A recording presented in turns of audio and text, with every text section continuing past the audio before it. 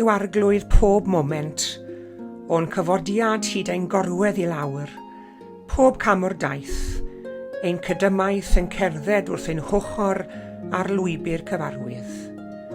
Bydd gyda ni drwy gydol y dydd hwn.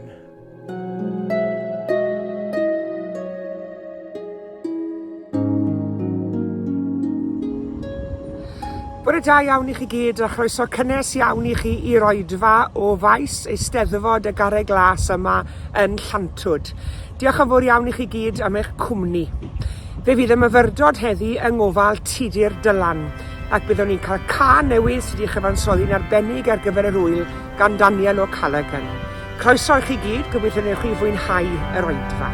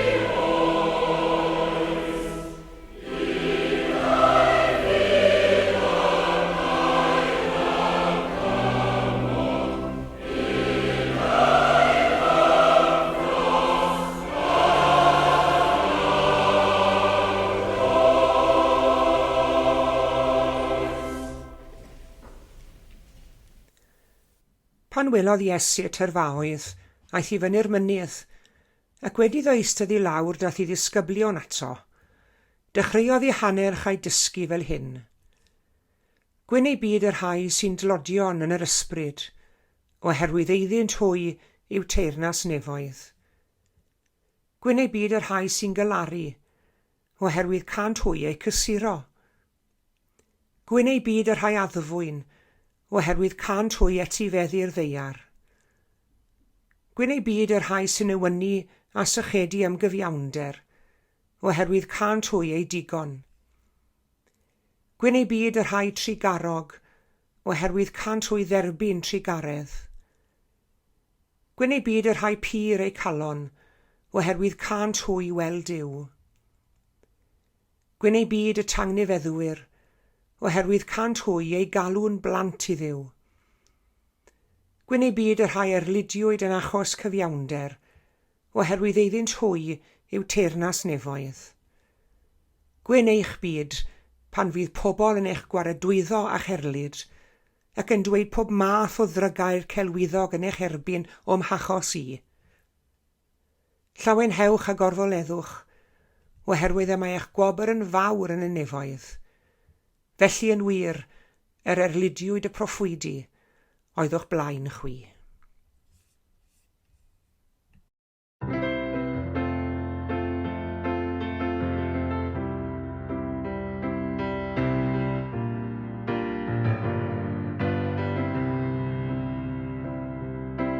Nyfnder y gorllewin ac yn deithas glos ar wlad I bwrlwm sydd yn dathlu ei heniau ddau pharhad o'r ceiau gwir godi do i'r golygfeydd o'r mini mae gwir hyfrydwch pur i'w gael yn ein carreg lasaf ni.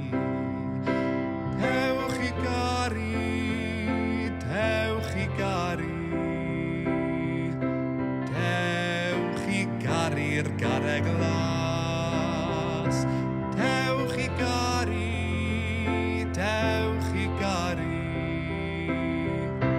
Dewch i gari'r garreg las. Wel do mi weles Waldo a'i eiriau yn y tir, a do mi weles yr arglwydd rhys a'i waddol sy'n un hir. Cranogwen sydd yn hawlio oll donau gwyllt y dyfroedd, a wes mae yma groeso, dewch yn wirach bloedd. Dewch i gari, dewch i gari, dewch i gari'r garreg las. Dewch i gari, dewch i gari, dewch i gari'r garreg las. O dewch bob un i'n hardal ni, mae anturiaethau liw, cael yng nghanol bywyd hwyl a miri. Rhaid dod ynghyd a dod o hyd i warchod ein hefori. Dewch bob un i'n carreg ni, o dewch bob un i'n carreg ni, o dewch bob un i'n carreg lasaf ni. Dewch i gari, dewch i gari, dewch i gari'r garreg las. Dewch i gari, dewch i gari, dewch i gari'r garreg las.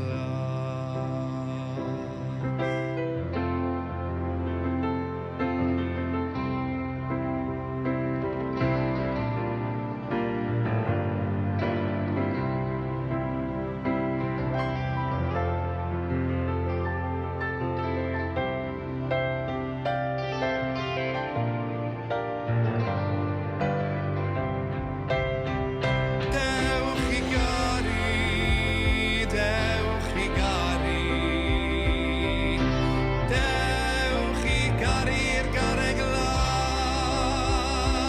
Dewch i gari, dewch i gari, dewch i gari'r garreg las. Dewch i gari'r garreg las.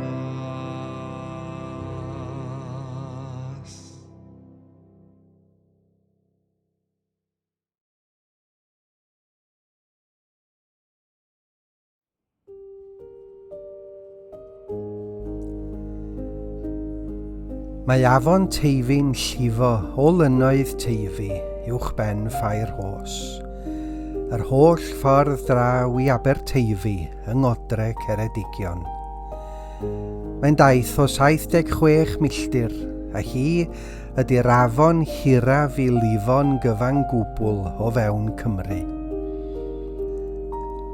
A hitha'n dal yn gymharol fach. Mae'n llifo'n dawel led cae ffwrdd o abati Ystrad Fflir, ac mae'n siŵr fod mynachod y canrifoedd wedi defnyddio'i dyfroedd croew ar gyfer ei gwaith bob dydd. Mae'r mynachod wedi hen fynd, ond mae dŵr afon Teifi yn dal i ddyfrhau'r tiroedd o amgylch yr hen le. Dim rhyfedd bod T. Gwyn Jones wedi gwirioni ar heddwch y lle, pan rodiwyf ddeiar Ystrad Fflir o'm dolir ym dawelaf. Mae'n mynd drwy Dregaron dan lygad craff yr apostol heddwch, a draw i Lambed. Oddi yno drwy lan y bydder ac i gyfeiriad Llandysul. Mae wedi tyfu dipyn erbyn hyn, ac yn gymysgedd o ddŵr araf a chyflym, yn dibynnu ar y tirwedd a'r tywydd. Os arhoswch chi ddigon hir yma, mi allwch chi weld ambell i greir neu las y dorlan yn aros am bryd. Ar dywydd sych mae'r afon yn culhau, ac yn mynd yn ddwfn I mewn i'w gwely. Ond pe doech chi yma, ar dŵr dipyn yn uwch, mi welech chi ganwyr a chaiacwyr yn mentro arni I herio'r dŵr gwyn. Wedyn, draw I gwmallt cafan sydd wedi cael ei anfarwoli gan T. Llew Jones. Fuoch chi yng nghwmallt cafan, lle mae'r haf yn oedi'n hir, lle mae'r sanau gwcw glasaf. Naddo wir. Mi allwch chi ddychmygu'r bardd yn sefyll ar y bont ac yn gwirioni ar yr olygfa. Mae yna fwrdd gwybodaeth am T. Llew wedi cael ei osod yno, ac yn ddiweddar iawn mae yna air o groeso I Steddfod y garreg glas wedi cael ei ychwanegu yn ogystal. Ymhennill olaf y gerdd. Mae T. Llew Jones yn yn hannog ni gyd I fynd I weld y lle droson ni'n hunain. Welsoch chi mo gwmallt cafan lle mae'r coed a'r afon ddofn. Ewch da chi I gwmallt cafan. Peidiwch oedi'n hwy. Rhag ofn. Mae Afon Teifi'n llifo drwy Gastell Newydd Emlyn o amgylch traed y castell a draw I gyfeiriad Cenarth. Mae'r rheadrau yng Nghenarth yn denu miloedd o ymwelwyr bob blwyddyn, a phan mae'r afon ar ei hucha, mae nerth y dŵr yn rhyfeddol. Y bont nesaf I geir sy'n croesi'r afon ydy Pont Llechryd. Pan mae'r afon ar ei hucha, mae'r bont gyfan o dan ddŵr. Ond mae hi'n dal I sefyll gweitha'r straen sydd arni.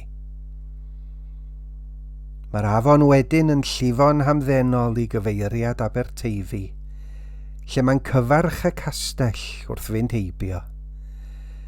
Mae'n siŵr fod yr arglwydd rhys ei hun wedi sefyll yn yr union fan yma, yn edrych I lawr ar Afon Teifi, wrth iddo gynnal yr Eisteddfod gynta, union 850 o flynyddoedd yn ôl. O'r holl afonydd llai sy'n llifo mewn I Afon Teifi, un o'r rhai hyfryta ydy Afon Cych. Mae Cwm Cych yn lle hudolus, ac yn y fan hon y mae un stori gynharani yn cychwyn.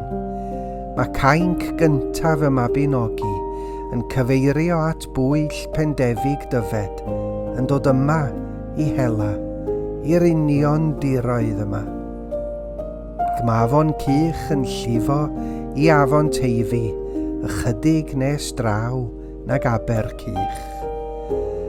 A dyma'r man lle mae Ceredigion, Sir Gar a Sir Benfro yn dod at ei gilydd. A'r ynys a welwch chi yn y llun, wel dyma ynys y tair sir.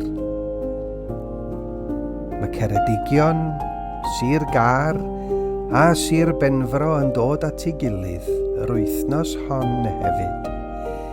A thrigolion y tair sir yn croesawu'r Eisteddfod Genedlaethol. Eisteddfod y garreg glas. A dyna draddodiad braf ydy gweld yr ardal yn cael ei harddu, fel Wrecsam llynedd a'r Rhondda Cynon Taf y flwyddyn gynt. Pobl yn dod at ei gilydd. Dim I ryfela, dim I godi arfau, ond I gydweithio a chreu, mewn heddwch. Dyna oedd dyhead Waldo. Mae rhwydwaith dirgel Duw yn cydio pob dyn byw. Cymod a chyflawn we, mae fi, tydi, fe. Ac mae'r gerdd yn gorffen efo'r cwestiwn syfrdanol. Pa werth na dri yn wawd, pan laddo dyn i frawd.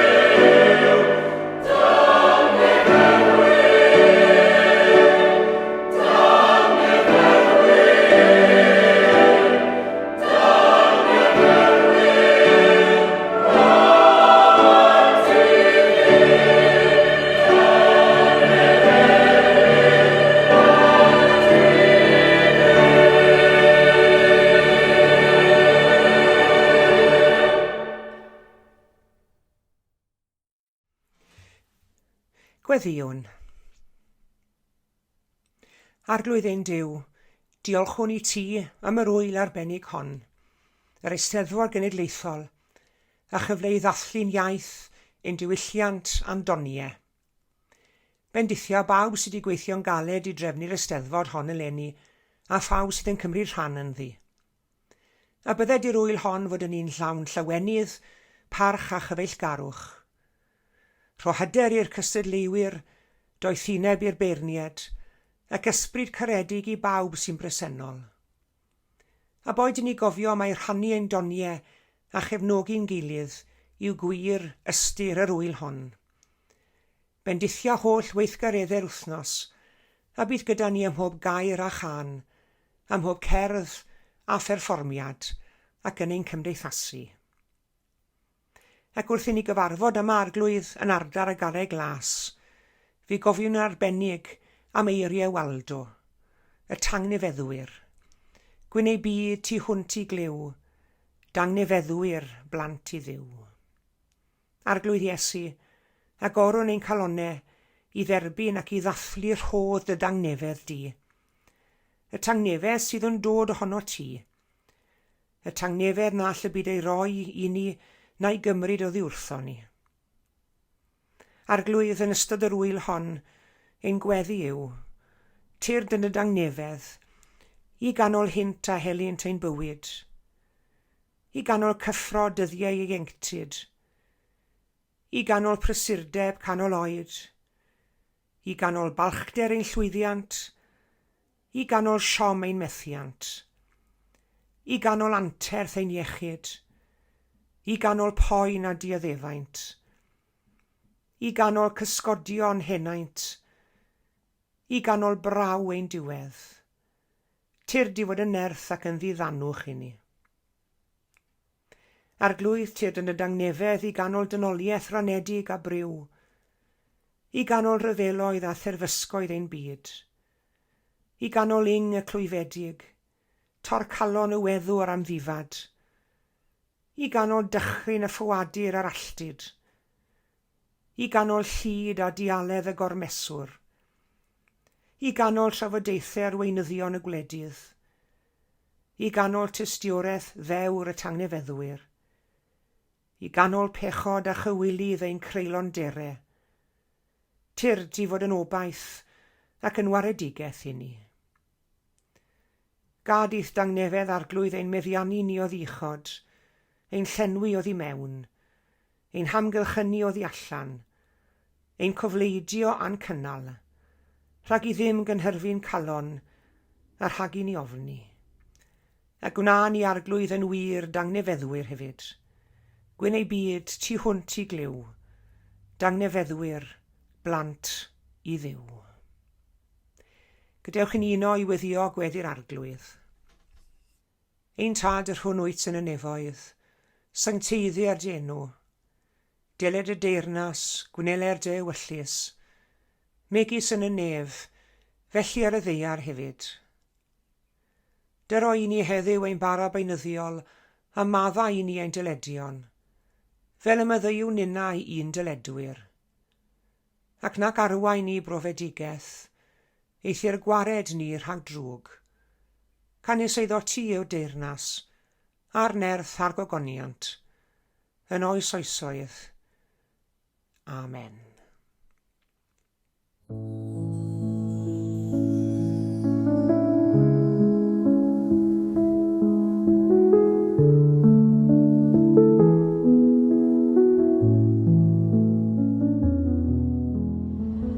Diolch yn fawr iawn i chi gyd am eich cwmni. Diolch yn fawr iawn i Tudur Dylan a Daniel O'Callaghan am eu cyfraniadau gwerthfawr iawn i'r oedfa. Tan y sul nesaf, cadwch yn ddiogel ac yn iach, a gras yn harglwydd Iesu Grist a chariad Duw a chymdeithas yr ysbryd glân a fyddo gyda chi oll. O Lantwd, safle Eisteddfod Genedlaethol y Garreg Glas, hwyl fawr i chi gyd.